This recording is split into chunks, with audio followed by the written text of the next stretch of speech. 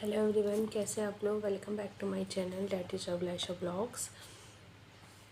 तो कल का जो वीडियो था उसमें मैंने आपके साथ डिस्कस किया था वैदिक धर्म एंड बौद्ध धर्म, ठीक है। एंड आई होप आप लोग को समझ भी आया होगा। आज जो डिस्कस करने जा रही हूँ मैं वो होगा आपका जैन धर्म, ठीक है। तो सबसे पहले फर्स्ट वीडियो में हमने पूरा पाषाण काल को डिस्कस किया था। फिर हम थोड़े वैदिक भारत की तरफ आए, जिसमें अभी हम मध्यकालीन और आधुनिक भारत को हमने टच नहीं किया। अभी हम प्राचीन इतिहास पे चल रहे हैं, सॉरी, जो एंशिएंट हिस्ट्री है। तो उसमें हमारा वैदिक काल होता है। वैदिक काल को हमने डिस्कस कर लिया। उसके बाद आता है बौद्ध धर्म और जैन धर्म। तो बौद्ध धर्म में हमने डिस्कस कर लिया था, अब जैन धर्म बचा है। तो अब आज हम जैन धर्म को डिस्कस करने जा रहे हैं। तो देखिए, इसमें जो फर्स्ट चीज़ है वो ये है कि जो आपका जैन धर्म होता है, ठीक है, इसके संस्थापक कौन थे। ओके, तो जैन धर्म के संस्थापक तो जो थे, ये अक्सर पूछता है वन लाइनर क्वेश्चन में। और अब तो वन लाइनर कब आते हैं, अब जैसे आपको क्वेश्चन देगा, उसका 4 ऑप्शन देगा, फिर पूछेगा कौन से 2 सही हैं, उनको काल क्रमानुसार लगाइए। मतलब डायरेक्ट ऑब्जेक्टिव नहीं पूछता, उसी में आपको घुमा फिरा के फंसा देगा। 4 ऑप्शन देगा, आपको 3 पता है, 1 नहीं पता। अब उसके हिसाब से आपको अरेंज करना है, कौन सबसे पहले आए थे, कौन सबसे लास्ट में है। अब 3 के बारे में तो आपको पता है, 1 के बारे में नहीं पता, तो अब आपको समझ नहीं आएगा ये पहले आए थे कि बाद में आए थे। तो अब कह सकते हैं कि अब जीएस का क्वेश्चन भी ईजी नहीं रह गया है। तो देखिए, जैन धर्म के संस्थापक और प्रथम तीर्थकर जो थे वो आपके ऋषभदेव थे। टोटल 24 तीर्थकर हुए थे, ठीक है। कितने हुए थे? 24। टोटल 24 तीर्थकर थे। और जो पहले थे वो ऋषभदेव थे, और उन्होंने ही जैन धर्म की स्थापना भी की थी। 23वें तीर्थकर थे आपके पार्श्वनाथ, ठीक है। ये काशी नरेश अग्रसेन के पुत्र थे, और इनका निर्माण समेत शिखर पर हुआ। और वास्तविक जो शासक थे वो आपके महावीर स्वामी थे, जो अंतिम और 24वें तीर्थकर थे, ठीक है। तो देखिए, पहले थे ऋषभदेव, ठीक, 23वें थे पार्श्वनाथ, और 24वें थे महावीर स्वामी। महावीर स्वामी को ही कह सकते हैं आप कि ये वास्तविक संस्थापक थे जैन धर्म के। और जो 24 तीर्थकर थे उसमें से सिर्फ एक तीर्थकर जो थी वो महिला थी। उनका नाम इसमें अभी इन्होंने नहीं दिया हुआ है, पर मैं मेरी जो दूसरी जीके की बुक है उससे मैं देख के आपको बता दूंगी। शायद मल्लीनाथ समथिंग ऐसे करके उनका नाम था। वो एक महिला थी, बाकी सारे 23 जो थे जेंट्स थे। उस टाइम महिला तीर्थकर होना भी बहुत बड़ी बात है। अब देखिए, जन्म की बात करें, अब हम यहाँ जन्म वगैरह सब कुछ महावीर स्वामी का डिस्कस करेंगे, जो कि 24वें तीर्थकर थे, इसलिए क्योंकि वास्तविक संस्थापक उन्हें माना जाता है। तो इनका जन्म 540 ईस्वी पूर्व कुंडग्राम वैशाली में हुआ था। लगभग गौतम बुद्ध के आसपास के टाइम के ही थे। 15-20 साल का मतलब थोड़ा सा गैप था। जैसे गौतम बुद्ध थे वो 563 ईस्वी पूर्व हुए थे, और ये 540 ईस्वी, मतलब ये गौतम बुद्ध से 23 साल बाद हुए थे। पर लगभग मृत्यु दोनों लोगों की लगभग आसपास के टाइम में हुई थी। इनका बचपन का नाम सिद्धार्थ था, ठीक है। उसके बाद इनकी माता का नाम था त्रिशला, पत्नी का नाम था यशोदा। इनकी पत्नी का नाम था यशोदा, और गौतम बुद्ध जी की पत्नी का नाम था यशोधरा, ठीक है। थोड़ा कंफ्यूज हो जाते हैं। गृह त्याग 30 वर्ष की आयु में इन्होंने किया था, और महात्मा बुद्ध ने 29 वर्ष की आयु में किया था। कैवल्य की प्राप्ति इनको 42 वर्ष की उम्र में हुई थी, ऋजुपालिका नदी के किनारे। और महात्मा बुद्ध को 35 वर्ष की उम्र में हुई थी, निरंजना नदी के किनारे, ठीक है। निर्वाण इनका 72 वर्ष में हुआ था, 468 ईस्वी पूर्व पावापुरी में। और महात्मा बुद्ध का 80 में हुआ था। तो वो 483 ईस्वी पूर्व खत्म हुए थे, और ये 468 ईस्वी, मतलब लगभग आगे पीछे एक समय के थे। ये कह सकते हैं कि हो सकता है इन दोनों लोगों ने एक दूसरे को देखा भी होगा। प्रतीक चिन्ह की बात करें तो चिन्ह है। प्रथम उपदेश इन्होंने राजगृह में दिया था, ठीक है। जैन धर्म के 3 रत्न हैं, सम्यक ज्ञान, सम्यक दर्शन और सम्यक चरित्र।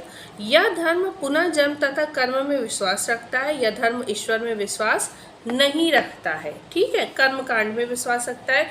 जैन मठों को बसाही या बसदीस कहा जाता है। ऋग्वेद में प्रथम तीर्थकर ऋषभदेव और 22वें तीर्थकर अरिष्टनेमि का उल्लेख मिलता है। विष्णु तथा भागवत पुराण में ऋषभदेव का उल्लेख नारायण के अवतार के रूप में किया जाता है। वाह, वेरी गुड। अगर प्रमुख संगति की बात करें तो जैन धर्म की 2 संगतियाँ हुई थी। बौद्ध धर्म में 4 हुए थे, जो मैंने कल आपके साथ डिस्कस किए थे। जैन धर्म में 2 हुए थे। प्रथम हुआ था 322 से 298 ईस्वी पूर्व, यानी 4 वर्षों तक चल रहा था। पाटलिपुत्र बिहार में अध्यक्ष थे स्थूलभद्र।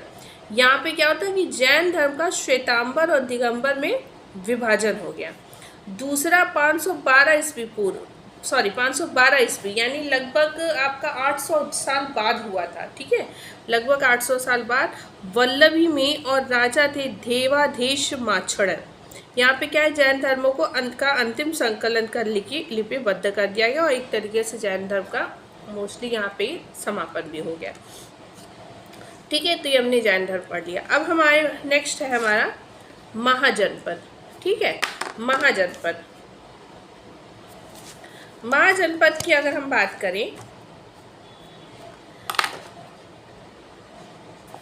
तो देखिए, उत्तर वैदिक काल में जनपद 6ठी शताब्दी ईस्वी पूर्व में महाजनपद में परिवर्तित हो गए। इनकी संख्या 16 थी।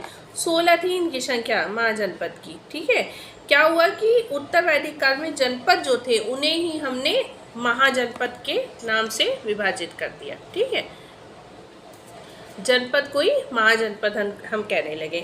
महाजनपदों की सूची जैन धर्म भगवती सूत्र तथा बौद्ध ग्रंथ अंगुत्तर निकाय महावस्तु में मिलता है। अब देखिए 16 कौन से थे महाजनपद।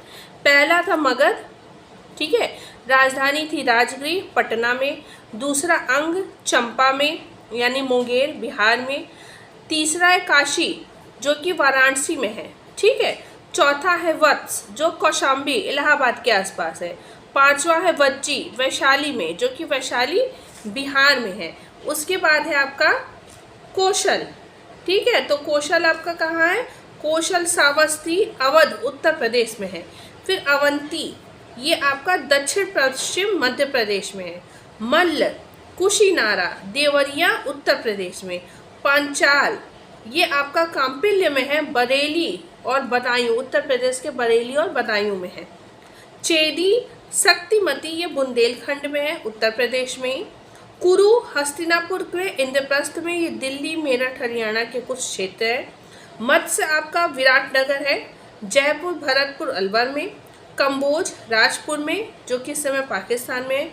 सूरसेन मथुरा में।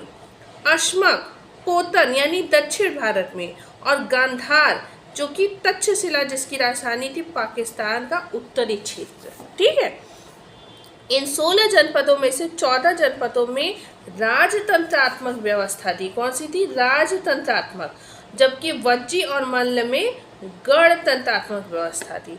सर्वाधिक शक्तिशाली महाजनपद कौन सा था, मगध था। दक्षिण भारत का एकमात्र महाजनपद अश्मक गोदावरी नदी के तट पर था। ठीक है, सर्वाधिक शक्तिशाली महाजनपद मगध था। मगध साम्राज्य का उत्कर्ष, देखिए महाजनपद काल में मगध ने अपनी शक्ति का विस्तार किया तथा उत्तर भारत में मगध साम्राज्य की स्थापना हुई।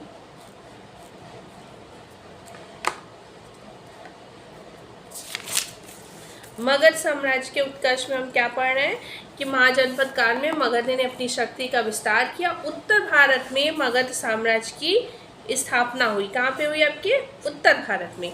मगध साम्राज्य पर कुल मिलाकर 3 वंशों हर्यक वंश, शिशुनाग वंश और नंद वंश ने शासन किया था। ठीक है, 3 वंशों ने, हर्यक वंश, शिशुनाग वंश और नंद वंश। हर्यक वंश देखिए क्या है, 544 से 412 ईस्वी पूर्व। बिंबिसार हर्यक वंश का संस्थापक था। उसका उपनाम शेड़िक था और उसकी राजधानी गिरिवर्ष यानी कि राजगृह थी। बिंबिसार ने मध्य, कौशल, लिच्छवी और गांधार से वैवाहिक संबंध स्थापित किए। वह महात्मा बुद्ध का समकालीन था। जीवक इसका राज्य वैद्य था। अजातशत्रु ने अपने पिता बिंबिसार की हत्या कर सिंहासन प्राप्त किया था और इसे पितृहंता भी कहा जाता था अजातशत्रु को।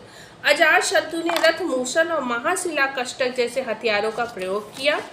उदयन अजातशत्रु का पुत्र था और उसने पाटलिपुत्र नगर की स्थापना की।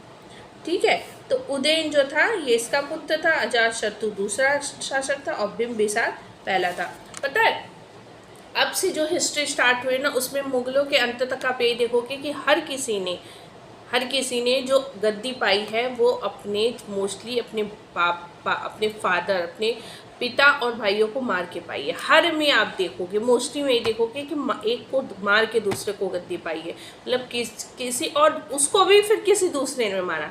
ऐसा नहीं कि उसने किसी को मारा तो उसने राज्य कर लिया, उसको फिर उसके बेटे ने मारा, मोस्टली बेटे ने ही मारा।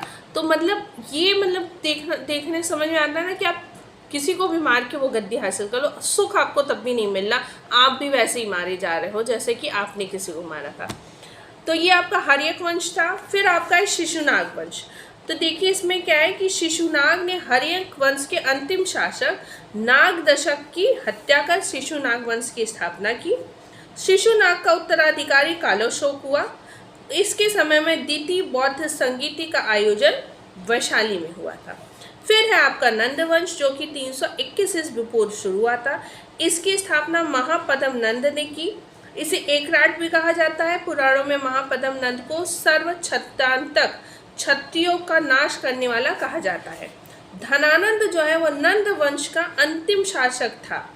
ग्रीक लेखकों ने इसे अग्रमिच भी कहा है। धनानंद के समय ही पोरस थे और अलेक्जेंडर जिसने आक्रमण किया था वो धनानंद के समय ही थे। मुझे सर्दी थोड़ी सी काफ़ी ज़्यादा हो गई है। धनानंद के शासनकाल में ही मकदूनिया के शासक सिकंदर, ठीक है, जिसकी अभी मैं बात कर रही थी कि पोरस जो हमारे राजा पुरु जिसको कहते हैं, जिस पे सोनी का एक सीरियल भी आया था, तो पुरु राजा थे, पोरस भी कहते थे, उनके साथ सिकंदर का युद्ध हुआ था। उसी समय के धनानंद भी था। सिकंदर ने 326 में पूर्व में भारत पर आक्रमण किया था। तो यहाँ पे मगध साम्राज्य का जो उत्कर्ष था वो खत्म होता है। नंद वंश का जो अंतिम शासक था धनानंद, उसको मार के मौर्य साम्राज्य की स्थापना हुई थी, जिसे चंद्रगुप्त मौर्य ने स्थापित किया था, चाणक्य जो कि कौटिल्य उनके हेल्प से। तो इसे हम नेक्स्ट वीडियो में पढ़ेंगे। चंद्रगुप्त मौर्य ने मौर्य साम्राज्य की स्थापना की थी। उनका पुत्र था बिंदुसार और उनका पौत्र था अशोक। तो अशोक जो है वो चंद्रगुप्त मौर्य का पोता जो था, जो कि बहुत ही ज़्यादा महान शासक थे अशोक, जिन्होंने बौद्ध धर्म बाद में अपना लिया था। तो इसे हम नेक्स्ट वीडियो में डिस्कस करेंगे, वरना वीडियो बहुत लंबा हो जाएगा।